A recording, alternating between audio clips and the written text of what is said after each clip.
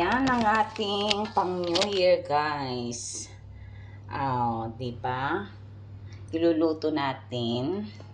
Lilima lang yan kasi tatatlo lang naman kami ang mga bata. Si Sonia wala naman. So, yan lang, guys. Luluto tayo sa mga ibang putahe pa. Kukuha tayo ng guys. Ito yung ating pampalasa. Ito kumuha tayo. Yan pumitas tayo para ilagay doon sa ating linuluto. Ayan, dito natin ilalagay. Dito siya, dito natin ilalagay.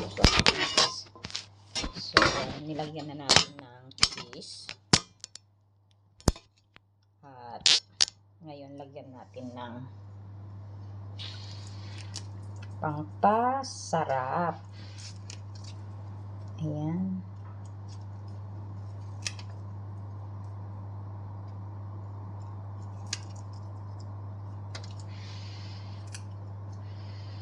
Ayan, tanim ko ito, guys. So, dito ako naglalagay, kumukuha ng mga niloloto ko.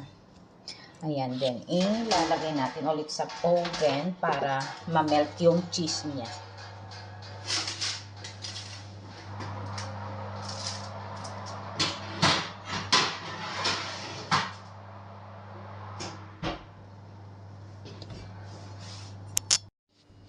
Guys, meron tayong dalawang bangus. Ayan ipriprito natin para sa New Year Eve mamaya.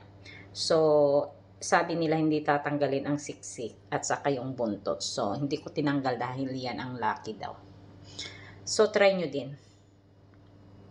Ipon, gagawin ko ng 1 kilong kinuha ko lang kasi tatatlo lang kami ng mga bata.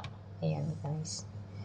So, babutter ko at saka spaghetti shrimps.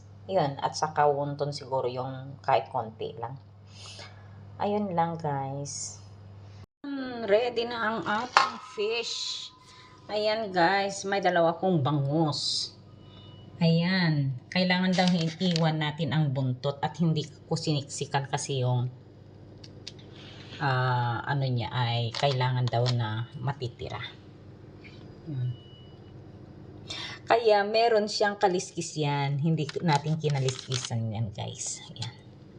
Kasi yan ang and then gagawin natin ang mga iba pa.